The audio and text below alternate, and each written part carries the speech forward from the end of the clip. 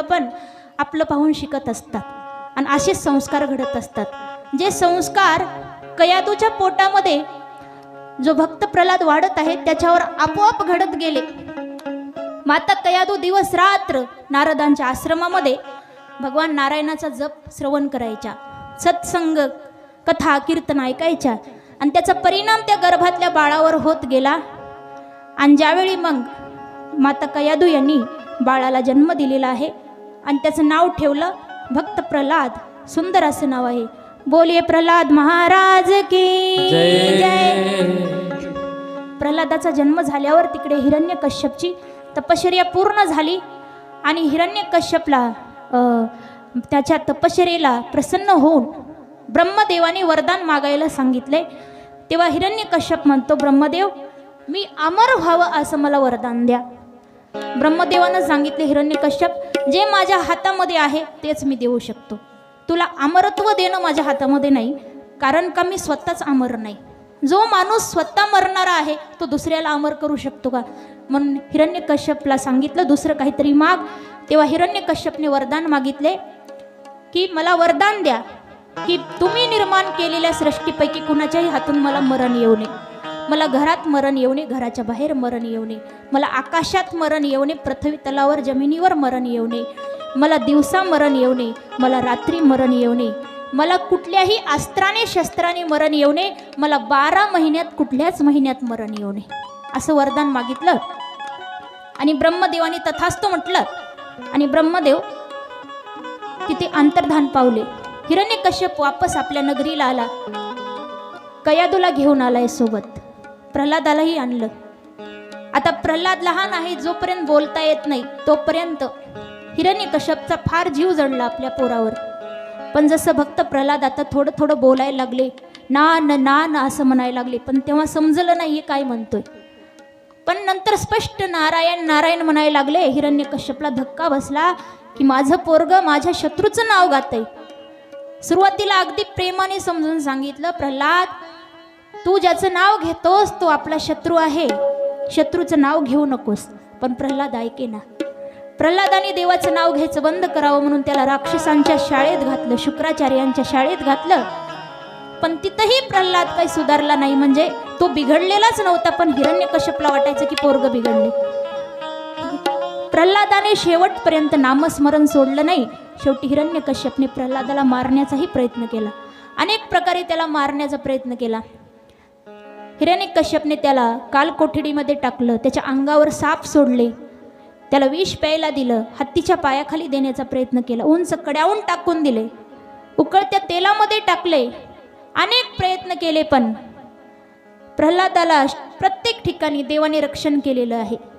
हिरण्यकश्यपची एक बहीण होती होलिका नावाची. तिला वरदान होतं की तिला अग्नी कधी जाळू शकत नव्हता. म्हणून ती म्हणाली, दादा मला वरदान आहे की मी आगीमध्ये बसले सुद्धा तरी मला अग्नी जाळू शकत नाही. म्हणून तिनं सरण रचलं, सरणावर बसली, मांडीवर प्रल्हादाला घेतलं आणि ते सरण पेटून दिलं. पण तिला वरदान असं होतं, तिला अग्नी जाळू शकत नव्हता, पण त्या वरदानाचा जर दुरुपयोग केला तर ते वरदान नष्ट होणार असं वरदान होतं.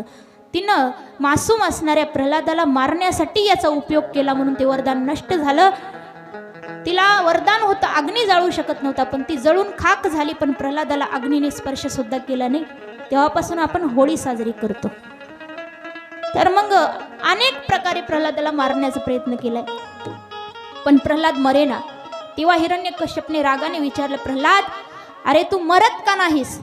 तेव्हा प्रल्हादाने उत्तर दिलं, पिताजी माझा परमात्मा माझं रक्षण करतोय आणि जोवर माझा परमात्मा माझ्यासोबत आहे तुमच्यासारखे हजारो हिरण्यकश्यप मिळून देखील मला मारू शकणार नाही. हिरण्यकश्यपने विचारले, प्रल्हाद अरे तुझा तो परमात्मा आहे तरी कुठे? प्रल्हादाने सांगितले, माझा देव कुठे नाही ते विचारा, प्रत्येक ठिकाणी आहे.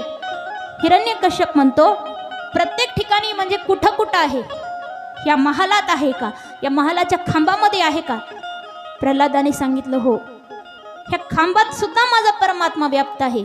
तेव्हा हिरण्यकश्यपला खूप क्रोध आला आणि जोरात एक लाथ मारली खांबावर.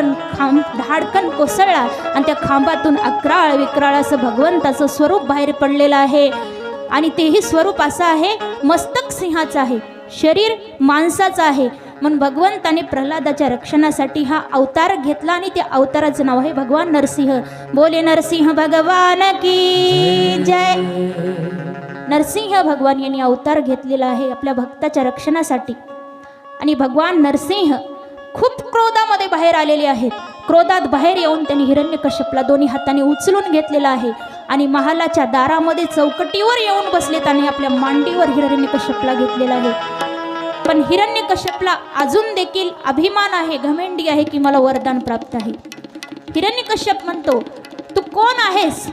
तू मला मारण्याचा कितीही प्रयत्न केलास तरी तू मला मारू शकत नाहीस, कारण मला वरदान प्राप्त आहे. देवानं विचारलं, तुला काय काय वरदान आहे सांग बरं. हिरण्यकश्यपनं सांगितलं, मला वरदान आहे की ब्रह्मदेवाने निर्माण केलेल्या सृष्टीपैकी मला कुणाच्याही हातून मरण येणार नाही. देवाने सांगितलं, हे बघ, ब्रह्मदेवाने मला निर्माण केलंच नाही, उलट मीच ब्रह्मदेवाला निर्माण केले. ब्रह्मदेवाने मला निर्माण केलं नाही, त्यामुळं हे वरदान नष्ट झालं. तर मग दुसरं काय वरदान आहे? तर हिरण्यकश्यप सांगतो, मला माणसाच्या हातून मरण येणार नाही, प्राण्याच्या हातून येणार नाही, देवाच्याही हातून येणार नाही. देव म्हणाले, जरा माझ्याकडे एकदा बघ बरं, मी तुला कोण वाटतो नक्की? मी प्राणी आहे की माणूस आहे? कोण आहे? धड प्राणीही नाही, माणूसही नाही. मस्तक सिंहाचं आहे, शरीर माणसाचं आहे.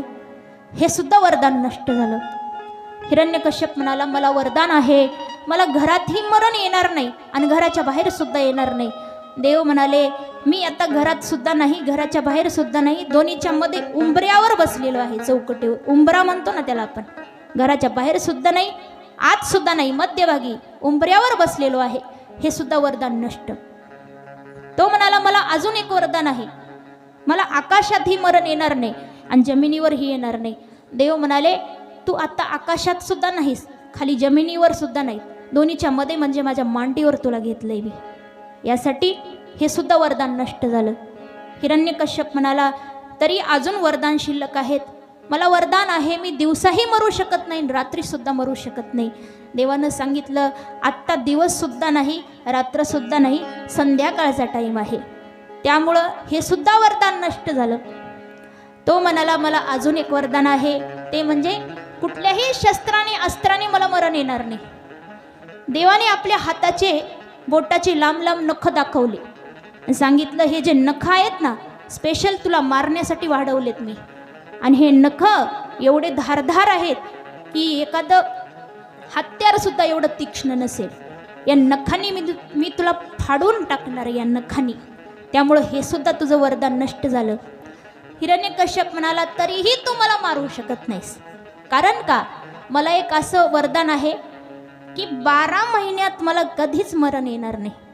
देवानं सांगितलं की मी येताना सगळी तयारी करून आलेलो आहे, मी काय असा येडा माणूस नाही, रिकामा नाही असा काहीही उद्योग करायला. मी जे काही करतो ते पूर्ण तयारीने करतो. तुला मारण्यासाठी मी स्पेशल 13वा महिना काढलाय म्हणून सांगितलं. तुला 12 महिन्यात मरण येणार नाही, पण 13व्या महिन्यात येईल ना, म्हणून देवानं स्पेशल 13वा महिना काढला. त्याला आपण धोंड्याचा महिना म्हणतो, त्याला पुरुषोत्तम मास म्हणतात. तर देवानं त्याला मारण्यासाठी स्पेशल नवीन महिना काढला. तर बघा, देव किती म्हणजे ताकदवान आहे, किती सर्व शक्तिमान आहे. आणि देवाने हिरण्यकश्यपच्या पोटामध्ये आपले धारदार हाताची नख घुसवली, त्याचं पोट फाडून त्या ठिकाणी त्याचा वध केलेला आहे. हिरण्यकश्यपचा वध झाल्यानंतर भगवान प्रल्हादाला मांडीवर घेऊन बसतात, त्याचे लाड करतात आणि त्यानंतर मग राजसिंहासनावर त्याला बसवतात. प्रल्हादाने अनेक वर्ष राज्य केलं आणि शेवटी मग तो परमपदाला प्राप्त झाला असं प्रल्हाद चरित्र सांगतात.